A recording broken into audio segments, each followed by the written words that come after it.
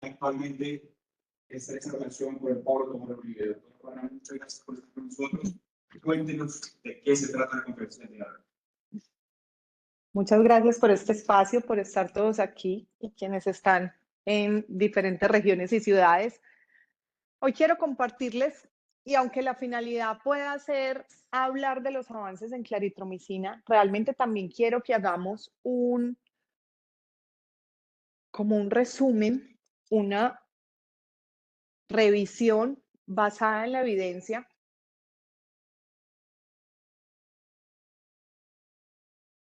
de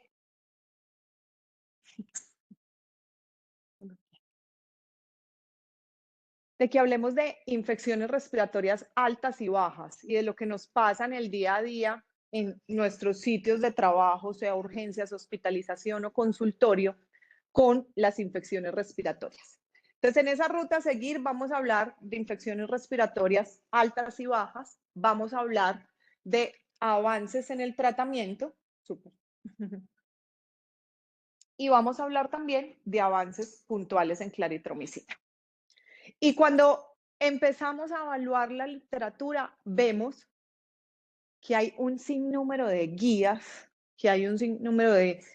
prácticas, medicina basada en la evidencia, revisiones sistemáticas de todo este grupo de infecciones que es lo que nos enfrentamos en el día a día. Y resulta que nuestras preguntas, después igual de revisar cada una de estas guías, termina siendo siempre igual. ¿Requiere antibiótico o no? ¿Es una infección viral o bacteriana? Si voy a escoger un antibiótico, ¿qué voy a escoger y por cuánto tiempo lo voy a usar? Entonces, empezamos y vamos a hacer un paso a través de todas en lo que alcancemos. 1. Faringoamigdalitis. Y faringoamigdalitis puede ser una de las más comunes en nuestra práctica y tiene una triada diagnóstica importante. Y una triada diagnóstica que no solo tiene la inflamación como tal faríngea y qué pasa con la inflamación de la mucosa, de la faringe, de las amígdalas, donde incluso no es condición sine qua non que haya exudados, vesículas, sino que solo esté incluso la inflamación, pero tiene que cumplir la triada. O sea, tiene que haber la inflamación, tiene que haber el dolor, pero tiene que haber fiebre. Porque esto realmente es una condición de un cuadro agudo, ¿sí? En muy pocos casos empieza a cronificarse y tendremos que pensar en otro espectro de enfermedades. Entonces, claramente depende de la etiología y generalmente nos enfrentamos a la bacteriana y al estreptococo. Pero también no podemos olvidar que hay un subgrupo, sobre todo en nuestros niños, donde la respuesta viral, sobre todo de rinovirus y de adenovirus, puede hacer también manifestación de faringoamigdalitis. Pero también, siempre que nos empiecen a pasar estas patologías, habrá que ir un poquito más allá y pensar si hay condiciones autoinmunes asociadas, si hay condiciones ligadas a medicamentos o si hay alguna otra condición que nos pueda estar predisponiendo a esa faringoamigdalitis. Y desde eso en nuestras consultas también está la exposición frecuente al tabaquismo o la exposición o lo que pasa con nuestros niños en asociación con reflujo gastroesofágico y cómo pueda también ser una manifestación de faringoamigdalitis. Y en este subgrupo también nos pasa que decimos, ¿será que es solo faringoamigdalitis o nos estamos enfrentando a un síndrome de mononucleosis, como algunas veces nos pasa a nuestros niños con virus de Epstein-Barr? Y esos niños son febriles, tienen fatiga, tienen la odinofagia, empiezan a tener adenopatías, pero claramente está la organomegalia, la hepatoesplenomegalia.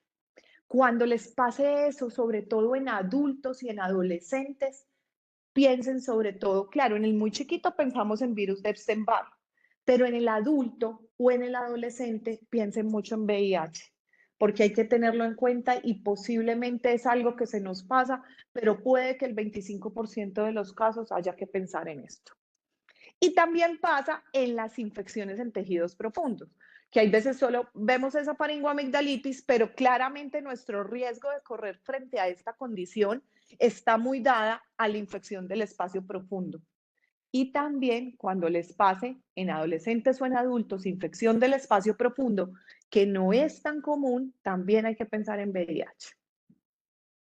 ¿Qué pasa normalmente? Que deberíamos manejarnos en la vida por score, por escalas que nos permitan tener como una apreciación más rápida de las enfermedades y posiblemente más direccionada con los estudios diagnósticos y con el tratamiento. Entonces, esta es una escala rápida en faringoamigdalitis, donde estos ítems terminan dando una puntuación, y si ustedes tienen una puntuación de 0 o de 1, posiblemente ese paciente no necesite nada.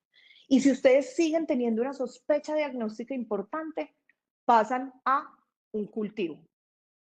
Cuando la puntuación les dé 2 o 3, es ahí donde los servicios de urgencias desplegamos, por ejemplo, las pruebas rápidas de estreptococo. Pero cuando este score les dé 4 o 5, ya no requiere nada. Trátelo, porque sí o sí va a ser esa condición. Y viene que nos proponen los otorrinos también, que nos actualizaron y nos ayudaron mucho. Fíjense en estos que vale mucho la pena este trabajo que hicieron de guías oficiales, donde nos hablaron extensamente de cada una de las infecciones y nos dieron el paso también a la parte pediátrica y de adultos a saber cómo manejar los pacientes. Y en recomendaciones de esquema de tratamientos estaría dada para esta condición, como siempre lo hacemos, con betalactámicos y segunda línea en caso de alergia, intolerancia o no disponibilidad, empieza a tenemos como segunda línea y como escogencia la claritromicina. Perdón. ¿Qué pasa con otra condición de nuestro día a día? ¿Y qué pasa con la otitis media aguda? Entonces, la otitis media tiene como tal una presencia de líquido exudado en ese oído medio, ¿sí? Y esa manifestación está dada porque clínicamente vemos una membrana que está absolutamente comprometida, abombada, eritematosa, con cambio de color, que pueda o no tener secreción, que pueda o no tener nivel, y que esto es de inicio agudo. Generalmente nuestros niños tienen fiebre, tienen dolor, tienen irritabilidad, y acuérdense que igual hemos modificado mucho inicialmente en los chiquitos, dar un manejo o no expectante, dependiendo como de las otras condiciones que tengan los pacientes. Aquí me dirán que me parece un poquito más difícil en la práctica, y es si tenemos el uso de neumatoscopio o no para poder ver la movilidad. Realmente valoro mucho quien lo hace, pero posiblemente sea más difícil para todos tener esta evaluación, pero ese debería ser el deber ser de la evaluación de la membrana timpánica. Y vienen los diferentes metaanálisis a mostrarnos cómo este subgrupo de pacientes tiene gran porcentaje de neumococo, Haemophilus influenza y moraxella, sin discusión, como lo hemos aprendido a través del tiempo, como los gérmenes principales para la otitis media. Y realmente cómo puede que algunos virus, pero solo el 4% el adenovirus, pero nunca se les olvide también en el contexto de bronquiolitis que una de las sobreinfecciones bacterianas más frecuentes no es el compromiso del pulmón, sino la otitis, que en un 76% puede ser por virus respiratorio sincitial.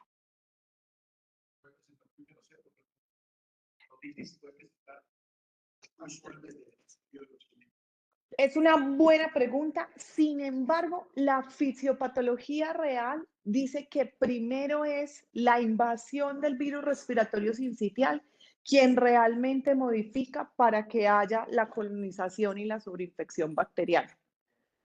Entonces, en esta condición sí pareciera que debe ser posterior a la manifestación inicial de bronquiolitis, a no ser que sean dos eventos aislados, que fue la otitis media inicial, que predispuso a que ese paciente también, por todo su compromiso de inflamación posterior sistémica o sobre todo de vía aérea superior, adquiriera algo del ambiente. Y aquí viene algo muy interesante y son los trabajos colombianos de cómo entonces esos gérmenes que sabemos, neumococo, Haemophilus y moraxella, también tienen un perfil de sensibilidad o resistencia a los antibióticos. y como 106 niños analizados que encontraron como tal Haemophilus influenza y neumococo, nos llama mucho la atención para Colombia que nos empezaron a decir que el 100% de este grupo de Haemophilus influenza, contrario a lo que pensábamos, era beta-lactamasas negativo. O sea que posiblemente avanzarlos a estrategias con inhibidores de beta-lactamasas posiblemente no era necesario y pudiéramos trabajar solo con el beta-lactámico. Pero también nos mostraron los artículos, nos mostró este trabajo que la sensibilidad al neumococo es buena para nuestro medio y que también el nivel de resistencia que tenía los macrólidos ese neumococo es baja, es de un 17%, razón por la cual pudiera ser otra opción de tratamiento. ¿Qué pasó a través de los años con la otitis media aguda? Cómo la vacunación y tener la introducción de Prevenar 13 y toda la vacunación a través de los serotipos disminuyó e impactó dramáticamente las incidencias de otitis media aguda. ¿Qué pasa con otitis media? Y es algo que tenemos que tener en cuenta, y es que para otitis media no aplican los tratamientos acortados, porque el oído necesita penetrancia de ese antibiótico, razón por la cual los tiempos para tratamiento en el menor de 2 años en el contexto de otitis idealmente debería ser 10 días de antibiótico. De 2 a 5 años, 7, y mayores de 5 años, 5 a 7. Eso es súper importante porque, claro, cuando empezó el boom de que la neumonía ya 5, de que todo ha cortado, sacaron la alerta de ojo con el oído. El oído sí, no acortamos los tiempos de tratamiento. Porque si no, hay más riesgo de fallas terapéuticas. ¿Qué pasa con la sinusitis? La sinusitis en pediatría es muy importante tenerla en cuenta, pero lo más importante que hay que tener en cuenta cuando diagnosticamos sinusitis es el desarrollo de los senos paranasales. Porque muchas veces ponemos diagnóstico de sinusitis y ni siquiera tenemos seno paranasal, ¿cierto? Entonces tenemos etmoidal y maxilar, está bien, sí, desde el nacimiento, pero de ahí a que tengan algún signo de manifestación frontal o que tengamos algún compromiso a nivel esfenoidal es muy tardío porque el desarrollo de ese seno paranasal es tardío en los niños. La etiología de la sinusitis sigue predominando bacteriana y vuelve a predominar hemófilos, neumococo y moraxela. ¿Qué pasa con la sinusitis? Que esto también es nuestro pan del día a día. ¿Qué hacemos con las ayudas diagnósticas adicionales? Como los rayos X no tienen ningún impacto y lo que aprendimos 1000 veces, que cada no, eso ya no aplica en ningún escenario. Las tomografías aplican solo para complicaciones y el ideal de pronto en algunos casos podría ser la ecografía, que es una técnica prometedora en el diagnóstico, pero que necesita de un personal especializado. Entonces no es lo que estemos usando. O sea que en casos no complicados de sinusitis, las pruebas adicionales no serían útiles y llevan a sobrediagnóstico y a sobreutilización de antibióticos. ¿Qué pasa con la sinusitis? La sinusitis puede tener una manifestación aguda o crónica. En la crónica asociamos spray nasal al manejo, pero en esas agudas sí nos siguen diciendo que posiblemente una pauta diagnóstica importante para ese grupo contra sinusitis, donde ese hemófilos influenza, perdón, es muy sensible, posiblemente en esta patología sí necesite inhibidor de beta-lactamasas. Pero también los otorrinos muy juiciosos nos hacen la revisión también de rinosinusitis y nos hablan de que aunque esta primera línea puede estar en beta-lactámicos y en beta-lactámicos con inhibidor de beta-lactamasa, también habrá un subgrupo que tenga algún tipo de alergia a esos beta-lactámicos donde el uso también de macrólidos sea importante en este diagnóstico.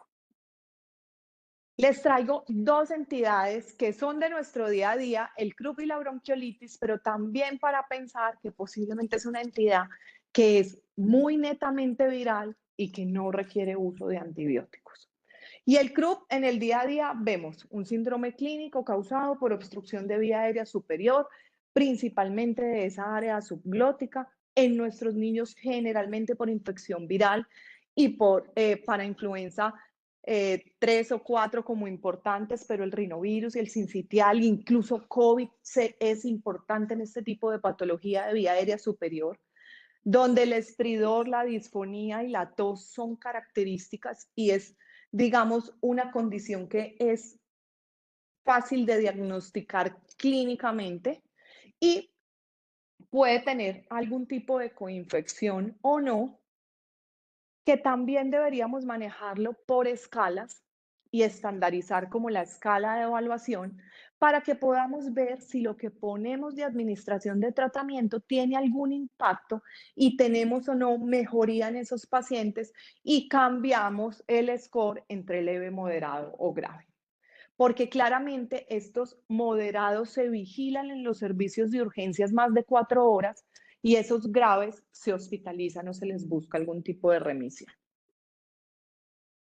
Esta es una de las guías más prácticas basadas en la evidencia, donde más apoyamos nuestro manejo y donde cómo dividimos ese CRUP en leve, moderado o severo, y eso nos permite manejar a nuestros pacientes y posiblemente este subgrupo leve o moderado requiera esteroide o incluso esteroide nebulizado, pero este severo sí necesite adrenalina. ¿Qué es importante en este subgrupo de pacientes? Lo que ha pasado en el tiempo con la asociación de DEXA y prednisolona, que no los estudios son de no inferioridad. Entonces, lo que quieran escoger podría ser válido. Y en budesonida nebulizada, incluso si dicen que pudiera tener un efecto en la hospitalización y en el control de síntomas de los pacientes, pero la acción de ese grupo, de esos pacientes que utilicemos este tipo de tratamiento, es de 1 a 2 horas. Si quisiéramos usar adrenalina, lo más importante a reconocer es que es un grupo que hay que vigilar más de 4 horas si hicimos una administración en el servicio de urgencias o en el servicio hospitalario.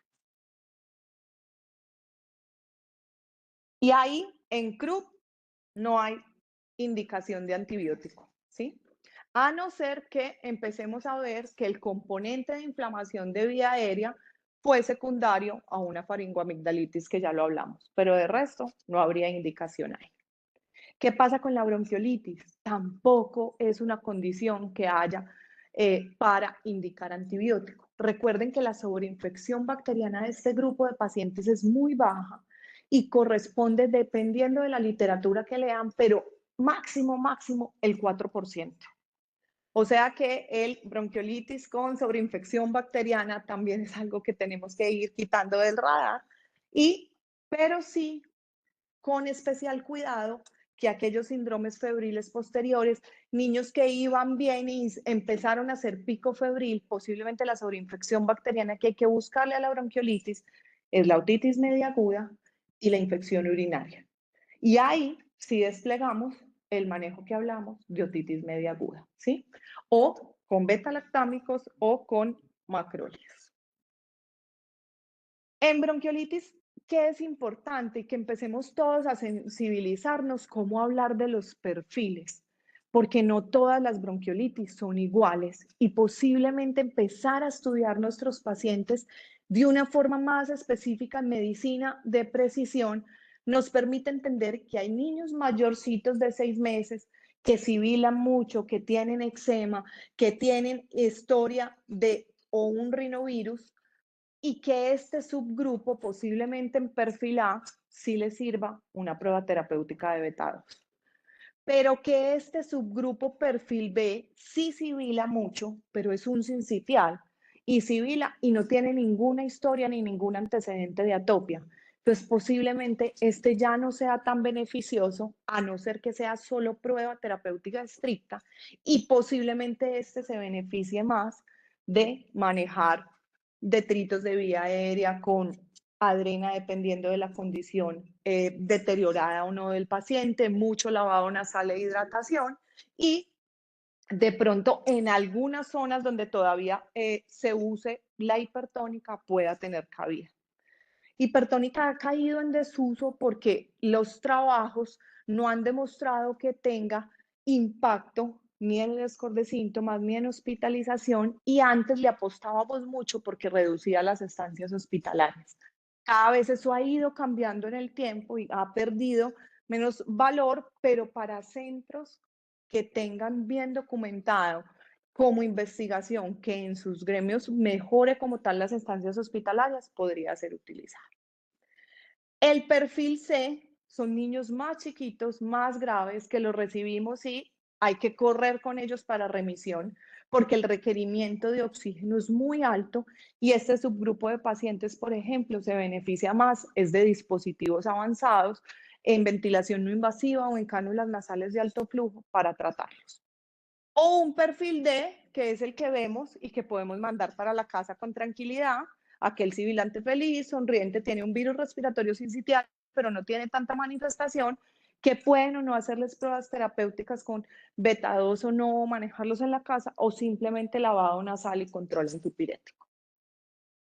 Y ahora terminamos con la vía aérea inferior, ahí ya habíamos hablado de bronquiolitis, pero terminamos con neumonía. Y como neumonía es nuestro pan del día a día y sigue siendo una lesión inflamatoria del parénquima pulmonar que puede tener manifestaciones o bacterianas o virales o por hongos o incluso y que puede abarcar un segmento o varios y que puede comprometer incluso espacios adyacentes y puede comprometer o la pleura o el intersticio. Recordar mucho en neumonía que nosotros tenemos cierto grupo de pacientes con más riesgo y ese grupo serán o pacientes con factores de riesgo para enfermedades crónicas, nuestros prematuros, nuestros niños asmáticos, pero que ahora el riesgo de neumonía para nosotros cada vez es más inminente, además porque tenemos una gran población migrante y todo lo que está pasando en este grupo es bajos coberturas vacunales y cada vez neumonías más severas. Entonces, OMS dice, hay factores de riesgo para neumonías, sí, para neumonías severas, sobre todo aquellos niños de bajo peso. Bien, pensemos siempre mucho en la exposición al humo del tabaquismo o ahora incluso del vapeo como una predisposición importante para infecciones. Claramente todo lo que está ligado a las condiciones socioeconómicas de nuestros pacientes y al hacinamiento, a la desnutrición, la falta de coberturas vacunales, que es una gran alarma siempre para nosotros. Pero resulta que cada vez nos han dicho que nos está pasando mucho, que niños eutróficos normal, que no veíamos ningún factor de riesgo, se están comportando como severos, ¿cierto? Y estamos viendo que no entendemos si es la manifestación posterior a pandemia y la severidad de los virus que estamos teniendo, pero también la literatura nos ha dicho, también hay un subgrupo que tiene una predisposición genética y nace con tal predisposición para hacer una enfermedad grave. Y una enfermedad grave que han desplegado un montón de polimorfismos que puedan tener una manifestación severa. Que sí o sí nos ha empezado a pasar en neumonía, que nos ha cambiado el chip, es que cada vez países de altos, medianos y bajos ingresos nos han demostrado en toda la casuística que realmente sí hay que pensar en virus como una manifestación absolutamente importante de la neumonía y como un agente causal ahora primario de las neumonías. Pero miren, algo tan curioso que empieza a pasar y es lo que pasa con las coinfecciones. Este es un estudio realmente de neumonía y cómo vemos que hay coinfecciones virus o virus-bacteria. Pero miren tan lindo el trabajo colombiano y este trabajo colombiano de 525 niños de diferentes regiones del país. Antioquia aportó su gran mayoría de pacientes en el Hospital San Vicente. Miren lo que nos empieza a pasar con bacterias atípicas. Y miren el gran porcentaje cuando se enfrentan a neumonías severas o muy severas, incluso de los 2 a los 4 años, que era una bacteria que no teníamos en el radar. y que creíamos que solo había Haemophilus, neumococo y moraxella. Y vemos cómo había el grupo de los no severos mayores de 5 años que nosotros ya sabíamos y reconocíamos mucho para bacterias atípicas. Pero como también cada vez que se les complique un paciente, cada vez que la evolución no sea la adecuada, cada vez que estemos frente al contexto de neumonía severa, haya que pensar predominantemente también en la coinfección con atípicos entre los 2 a 4 años. ¿Qué nos pasa siempre en neumonía? Ahora que tenemos este advenimiento de los virus, es pensar, ¿será viral o bacteriana? ¿Esto requiere manejo o no? ¿O se coinfectó o no? Entonces hay diferentes scores, pero esto también dependerá mucho de nuestra experticia, de nuestro ojo, de cómo veamos al paciente, pero claramente estos scores nos ayudan a entender que, uno, si nos enfrentamos a una neumonía, ¿sí? Que digamos es la parte más fácil, porque nos enfrentamos a una neumonía si hay duración de síntomas prolongados, mucha hipoxemia, la frecuencia respiratoria que nos enseñaban inicialmente en EPI y los signos de dificultad respiratoria, como el quejido, el aleteo o los tirajes. Pero entonces empieza a existir, unos mejores predictores para neumonía, y los mejores predictores siempre estarán dados por los signos de dificultad respiratoria y por la hipoxemia. Claramente, ¿qué nos va apoyando el diagnóstico? Las ayudas, ¿sí? Y cómo la combinación de leucocitos, PCR, procalcitonina, termina siendo importante en este subgrupo como indicadores efectivos que pudieran guiarnos en el manejo. Otros score nos ayudan a diferenciar viral o bacteriana, y este score, por ejemplo, nos dice, si el score nos da más de 4, posiblemente la etiología de esa entidad sea bacteriana. Y miren que en ese mayor de 4 están los neutrófilos, las bandas y cómo vemos la radiografía. Pero también cómo vemos la radiografía también posiblemente nos ayuda, pero claramente las manifestaciones de los virus han cambiado, pero posiblemente si este score en opacidad, en localización, en asociación o no con compromiso pleural o con algunas otras lesiones les pueda dar más pista de que haya una etiología bacteriana. Pero el día a día es esto, y este día a día es un paciente de 4 años, fiebre, dolor abdominal, y que puede que nos consulte aquí y veamos este borramiento de esta silueta cardíaca, y en la evolución de los días ya evoluciona dramáticamente. O estos que son más difíciles porque son fiebre, síntomas respiratorios y radiografías que hay veces decimos, no, está como muy normal, y cuando realmente nos ponemos a ver, hay una densidad diferente y posiblemente haya una consolidación acá retrocardíaca. Pero también nos pasa que hay mucha manifestación que aquí la vemos y que pensamos que es atelectasia, pero que igual es ocupación del espacio aéreo, que también puede tener manifestación infecciosa bacteriana. Acá, ¿qué pasa con los ángulos y cómo la eco es un gran aliado para detectar qué está pasando realmente con esos ángulos y con el derrame? ¿Qué pasa con la neumonía redonda, que hay veces hemos dejado de verla, pero que sigue siendo importante? Y que en esa neumonía redonda, pues también pensaremos en neumococo. ¿Qué pasa con estos pacientes que borran la silueta y decimos esos signos de silueta, cómo se componen en el lado derecho de manifestaciones en el lóbulo medio y en el lado izquierdo de manifestaciones en la língula? Sí. Cuando ese niño encuentre esos sibilantes en la primera consulta. Sí, es verdad. Hay veces, aunque todo es una conjugación, sí nos pasa que la condición que más nos han dicho es crépitos, pero que hay veces o incluso en estas coinfecciones estamos sintiendo en esos niños inicialmente roncos y sibilancias y ya después empezamos a ver persistentemente los crépitos finos. y pueda ser la evolución inicial.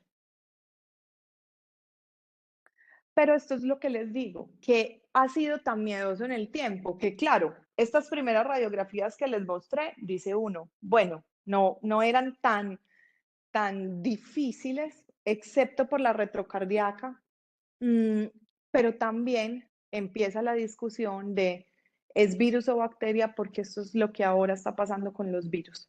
Y cada uno un espectro de severidad que nos hace pensar que no solo las radiografías feas, entre comillas, tengan manifestación bacteriana. Entonces, en este afán de saber hacia dónde vamos, va también que como acción clínica de nosotros seamos muy juiciosos en el momento de identificar el patógeno. Identificar el patógeno está dado o porque tengamos hemocultivos y idealmente siempre en el contexto de enfermedades moderadas a severas. El gram y el cultivo de esputo, aunque tiene una recomendación débil, posiblemente en niños que sean capaces de expectorar cualquier muestra que les aumente el rendimiento diagnóstico y que les permita direccionar mejor los tratamientos, puede ser una buena opción. Los estudios virales definitivamente cada vez tienen más papel porque necesitamos poder diferenciar y las pruebas serológicas ante sospecha de germen atípico vamos a discutirlas más adelante. ¿Qué pasa entonces con el tratamiento antibiótico de la neumonía?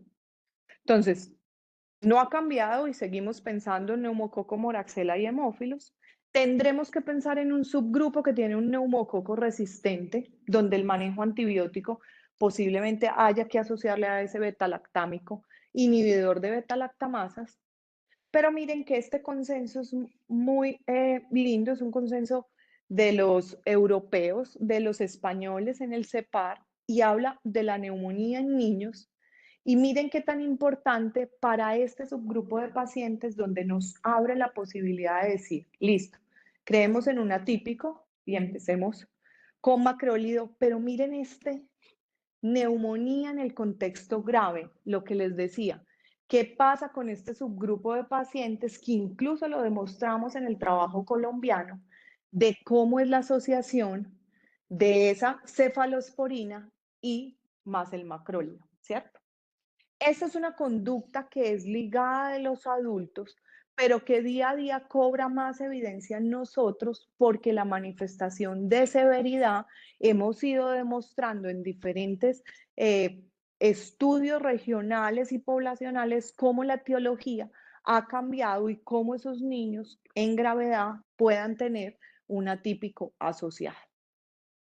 Les decía que es una conducta extrapolada de los adultos porque realmente es una conducta en cómo la asociación con macrólidos y particularmente con claritromicina en adultos hospitalizados con neumonía en un ensayo clínico fase 3 mostró que adicionar al tratamiento estándar tenía un impacto en reducir las puntuaciones de severidad de los scores de severidad de neumonía y mejorar los niveles de reactantes de fase aguda. Y miren cómo a favor de claritromicina, que es el rojito, empezamos a ver que hay una gran mejoría en los síntomas respiratorios, en los scores, en el éxito clínico de los pacientes e incluso en el alta hospitalaria con buenos resultados con esos pacientes de neumonías graves. Igual, también, siempre que se enfrenten a un mismo niño que les consulte por neumonía recurrente, por neumonía de lenta resolución, porque siempre encuentren una opacidad casi en el mismo sitio, piensen que hay un contexto de neumonía de lenta resolución o de neumonía persistente, que aunque tiene un sinnúmero de diagnósticos diferenciales, lo que más tenemos que pensar nosotros como profesionales de la salud es en tuberculosis y que nos tendrá que prender la alerta a ese que nos viene consultando y que la imagen es persistente en que hay que desplegar otros estudios. ¿Qué pasa con la neumonía por micoplasma? Aquí hablamos de una bacteria sin pared que tiene manifestación local en adhesión, pero también tiene toxinas de manifestación y que puede tener un espectro muy variable. Y el micoplasma les puede dar una neumonía autolimitada, pero les puede dar una enfermedad extrapulmonar, también les puede dar una neumonía grave. Y en este subgrupo de pacientes empezamos a ver en quién pensar ese micoplasma. Acuérdense también, no solo del que hablamos en el contexto de neumonía grave, también hay alguna relación importante en los pacientes menores de 2 años que incluso no pensábamos en micoplasma, en ese subgrupo que tenga base atópica. Cualquier base alérgica y atópica de un niño posiblemente tenga alguna manifestación también con micoplasma. ¿Y qué es lo que hablan acá? Principalmente en el menor de 2 años puede que haya una coinfección entre el virus y el micoplasma, más si tienen base atópica. Miren lo que ha pasado y cómo ha cambiado en el tiempo la epidemiología del micoplasma y cómo esto que les decía, antes pensábamos mucho en el niño de 5 a 17 años, pero miren lo importante, el de 2 a 4 años. Entonces, el de 2 a 4 años también tiene una prevalencia y en el menor de 2 años solo van a pensar como en el contexto de atopia. Y cada vez, incluso los trabajos colombianos nos demuestran cómo el micoplasma sigue siendo importante, incluso para la ciudad de Medellín. Miren lo tan disparado en la persistencia en pospandemia de ese micoplasma en un 28.6% de prevalencia para Medellín. ¿Cómo hacemos esto y qué hacemos con este diagnóstico? Siempre nos tendremos que enfrentar, uno, a que la sintomatología sea de fiebre mayor de 48 a 72 horas. La literatura nos dice lo que hemos hablado siempre. El mayor de 3 años posiblemente tenga más riesgo o el menor si tiene una condición atópica. ¿Qué nos empieza a pasar en el tiempo también con micoplasma? Que tener micoplasma aumenta el riesgo incluso de desarrollo de asma posterior, 4 veces el riesgo, o en el que ya tenía una condición atópica, aumenta el riesgo de crisis 3 veces el riesgo, que es lo que vemos en el día a día. Y miren también la posición de los españoles y cómo nos empiezan a alarmar. ¿Quién más nos ha alarmado? En Latinoamérica de resistencia a la citromicina ha sido Perú, y los españoles también en sus reportes nos empiezan a decir un tratamiento antibiótico justificado en el contexto de micoplasma siempre estará dado también por la severidad de los síntomas, también por las condiciones asociadas de esos pacientes, pero considere el uso racional de antimicrobianos donde el tratamiento de elección sería la claritromicina, con acitro como alternativa y reserve los otros. Tosferina. ¿Qué alarma han visto ustedes en sus lugares? Yo diagnóstico a 2 manos de tosferina en esta época.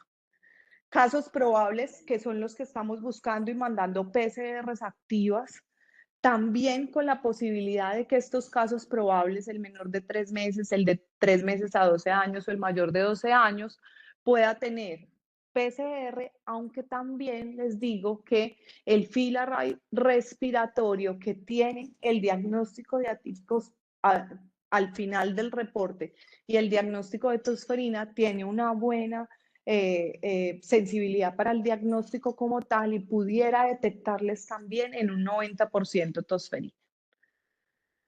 Las guías que nos dicen, esta es la elección de tratamiento para nuestros pacientes. Recuerden que el tratamiento de tosferina, lamentablemente, a no ser que lo cojamos en la fase inicial, mejor dicho, catarral, en esas primeras 72 horas podría impactar en la manifestación clínica del paciente y en la tos. Pero realmente el tratamiento está dado es para disminuir, que disminuya la contagiosidad de esta enfermedad. Y por último, haciendo todo este recorrido de las infecciones respiratorias y viendo lo que nos enfrentamos en el día a día, también analizando cada uno de los reportes que tenemos, empezamos a ver qué y por qué cada una de estas revisiones de tema, por qué cada uno de los posicionamientos de las sociedades científicas nos empiezan a mencionar la claritromicina. Y empezamos a ver que tenemos, sobre todo, claritromicinas de liberación prolongada que alcanzan concentraciones ideales y que hay algo muy importante y es cómo mantener una concentración estable les va a permitir como tal, por más tiempo, sin que hagan tanto pico, de que tengan una mayor seguridad y menor riesgo de resistencia, mayor adherencia a los tratamientos y menos efectos gastrointestinales. Entonces, para mi sorpresa también, igual que nos está pasando ahora con las guías DINA en el 2025 con el Verodual y en la alerta que nos sacaron de, ojo, no más Verodual, utilicemos otra vez albutamol y pensemos si ese Verodual está causando más efectos cardiovasculares en nuestros pacientes que creíamos que no y estábamos seguros de utilizarlos y Gina nos lo saca este año del manejo. Empiezan también los reportes de qué pasa comparativamente con lo que usábamos en el día a día, que era citromicina. Y lo que nos empezó a aparecer en nuestra práctica, más fácil o no, de menos días o no, y cómo empezaron a ver, y miren en todo este recorrido que hicimos, cómo para citromicina empezaba a haber un reporte de resistencia más importante. ¿Por qué? Porque había una larga vida media que hacía que persistentemente los niveles estuvieran debajo de la MIC prolongadamente post-tratamiento y que eso hiciera más presión y que fuera una ventana realmente para mutar una población más amplia y generar una presión a favor de la resistencia. Entonces, los trabajos comparativos empiezan a mostrar cómo este perfil de seguridad de la claritromicina estaba dado en eventos adversos, pero también en riesgo de selección de resistencia y cómo esto es muy importante para nosotros en el día a día para escoger tratamiento y cómo hacia favor de claritromicina el riesgo de selección de resistencia es bajo comparado con los otros macrólidos. La influencia de los macrólidos que también tenían en las colonizaciones en vía aérea superior y orales y en todos como el total de resistencia para pacientes que hacían comparación 6 semanas posterior al tratamiento era un perfil de menor resistencia para la claritro. Y miren cómo en todo este recorrido que hicimos, la eficacia para cada una de las enfermedades a las que nos enfrentamos en el día a día, la neumonía, la sinusitis, la faringoamigdalitis, daba una eficacia clínica para la claritromicina importante. Por último, ¿qué pasa? Y es que también pasa lo que a todos nos interesa con nuestros niños y es la palatabilidad, o sea, cómo les guste o no los medicamentos, porque eso es lo que más nos asegura también adherencia, y cómo, ya hablando particularmente de moléculas específicas, es más aceptado por los pacientes pediátricos este tipo de moléculas. Entonces, esto fue una revisión rápida de todo lo que nos enfrentamos día a día y también un cambio de perspectiva de lo que veníamos de pronto usando y de que también tenemos que darle paso a cada vez dirigir mejor nuestros diagnósticos, mejor nuestros tratamientos y también evitar más riesgo de resistencia. Muchas gracias.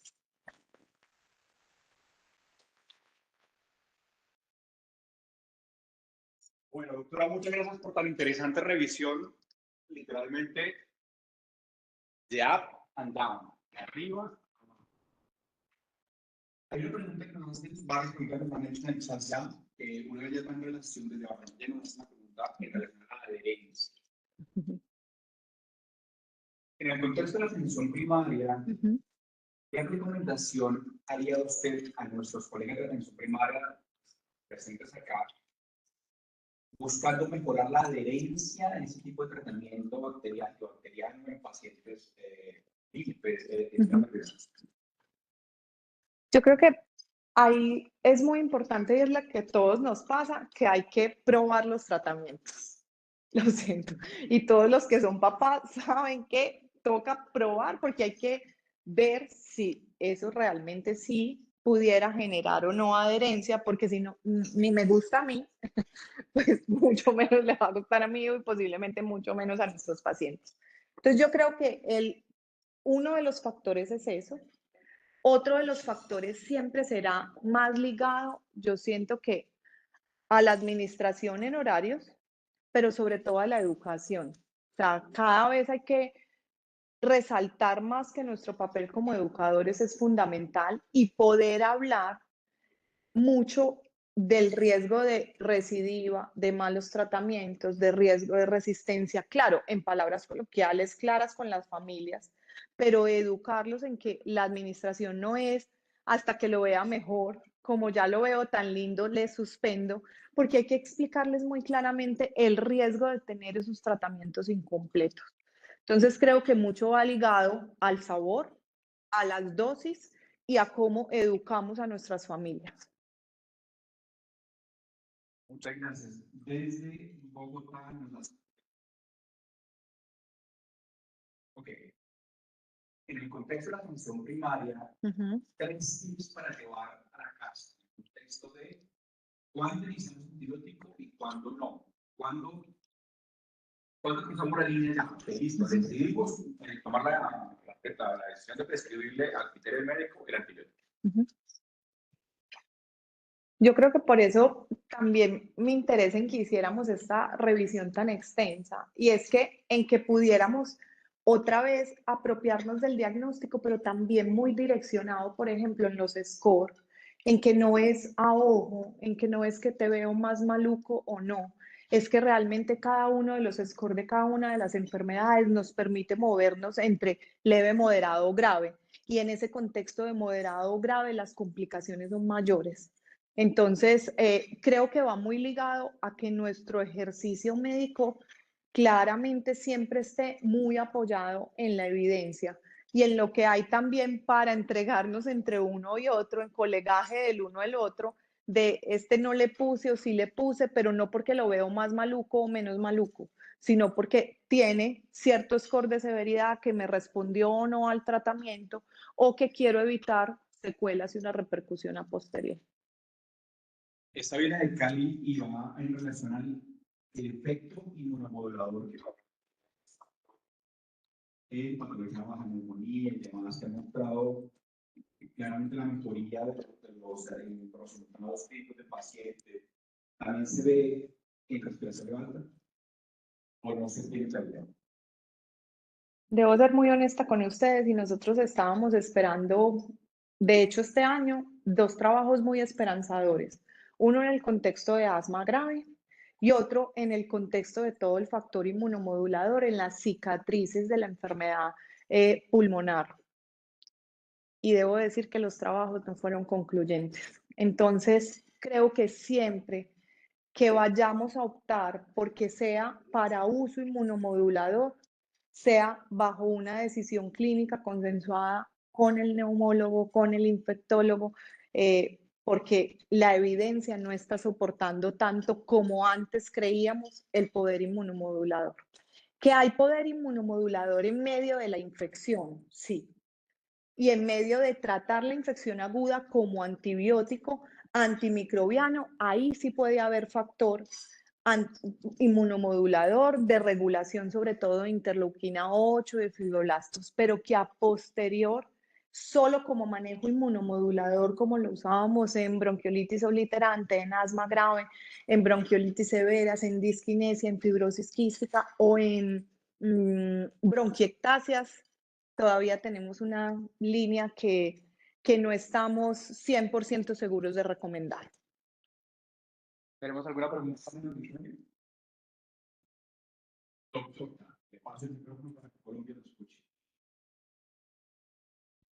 Doctora, para participar, me preocupa mucho porque la mayoría de los niños, de los adultos, ya llegan premedicados por el desarrollo.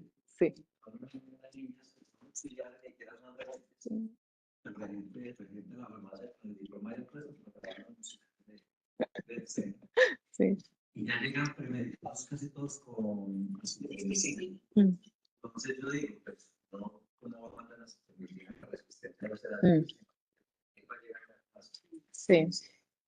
en adultos y en niños. Sí. Entonces es preocupante qué hacer en ese caso. No, total. 6 días. 3. 3 cada vez. Íbamos en 5 y fuimos bajando a 3. Sí. Sí, volvimos a bajar a 3, o sea, dejamos 3 para los adultos mucho tiempo. Para los niños dejamos 5. Y ya ahora, cuando han salido los tratamientos acortados para neumonía, vuelve a quedar 3 incluso como tratamiento en niños. Y ese sí es nuestro pan del día a día. Y yo creo que por eso es que también estamos acá, porque ese ha sido nuestro gran dolor de cabeza. O sea, incluso cuando ya lo queremos indicar porque la prueba salió positiva, porque sí tenemos incluso fila y neumonías complicadas y tenemos hallazgo incluso de tosferina, que a todos nos pasó, o de micoplasma, no, pero ellos ya habían recibido tratamiento y no solo uno. En cada una de las gripas había recibido manejo, ¿sí?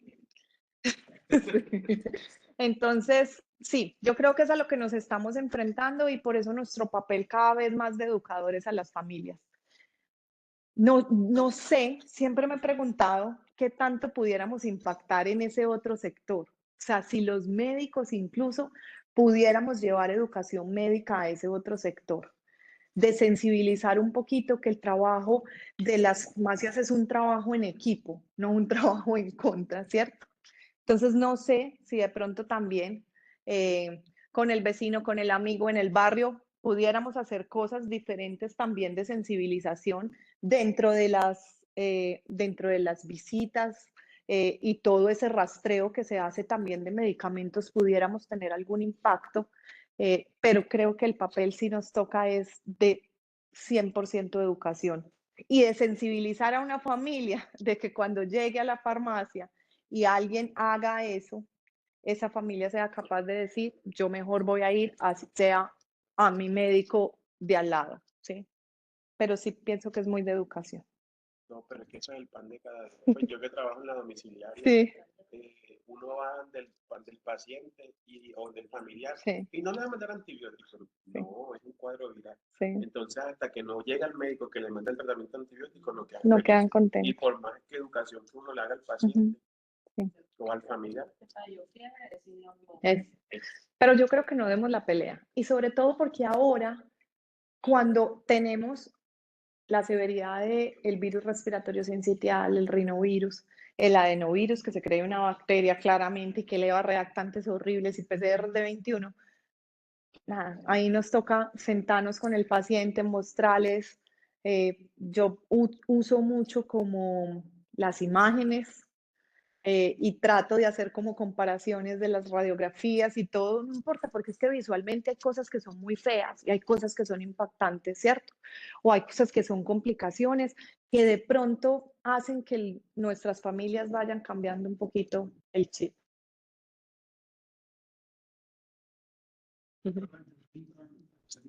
Sí, sí, Yo simplemente se terminó, ¿ok? sí, 3 días, lo dejo 25, 9 horas. sí, Le mando un gusto a cada uno de los quieto. sí. Y soy un convencido que la citromicina, eso lo voy a decir, va a sonar duro, la citromicina de la limpieza va a servir solamente para hacer gárgaras, pero todo el mundo lo Sí. Doctora, permítame, yo hablo mucho la mezcla entre un macrólido Ujú, y una cefalosporina. ujú, Si yo tengo una duda con un niño sí. que en ese caso me tiene confundido, yo podría mezclar una cefalosporina más acitromicina. Ve, la asociación del betalactámico más el macrólido está muy ligada a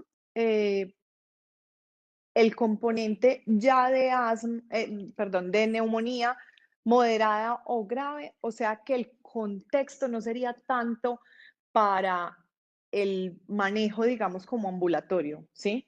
O sea, el contexto de que es muy ligado incluso de la condición de los adultos, es poder demostrar el éxito clínico, la reducción en los scores de severidad y la disminución en la PCR y la procalcitonina de un subgrupo de pacientes que tenga una neumonía en un contexto ya de gravedad, de mucho componente intersticial o no parenquimatoso, pero que el componente de gravedad amerite que estemos usando las dos estrategias porque creamos que hay combinación de bacterias típicas y atípicas, ¿sí? Entonces, en el contexto de la consulta, pienso que ahí el ejercicio diagnóstico tiene que estar más a, digamos, lo que hablamos en vía aérea superior, que pudiera ser una herramienta como el macrólido, en lo que tenemos que educar, que no todos van con antibiótico, y lo que vos decís, está clarísimo que ese paciente nos han sensibilizado, que vigilamos 72 horas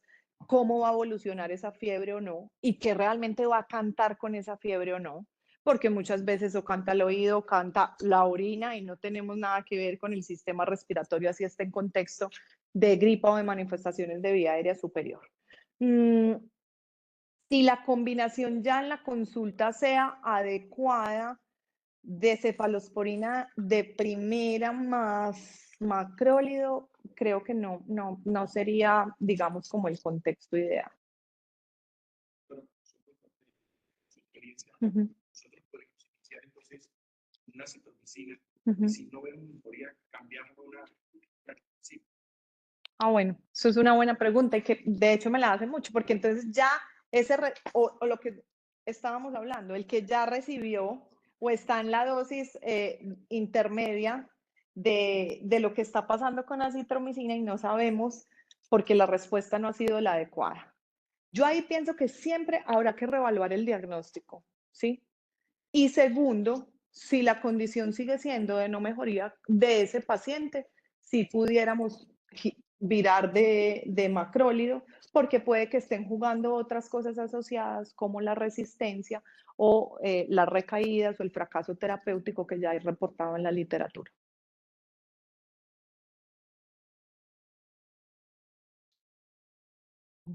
Doctora, en nombre de Amos Colombia, muchas gracias por permitirnos este espacio para que nos experiencia y aprender un poquito sobre todo este importante manejo que claramente impacta en nuestro ejercicio profesional. Queridos asistentes, muchas gracias por esta oportunidad de permitirnos llegar a ustedes de un espacio académico, científico. Gracias por este tipo de familia. Y me despido de toda Colombia que nos está viendo, y gracias por permitirnos llegar a cada uno de sus hogares o incluso en los sitios de reunión. Recuerden que siempre serán bienvenidos a casa. Bienvenidos a sábado. Muchas gracias y buenas noches. Buenas noches.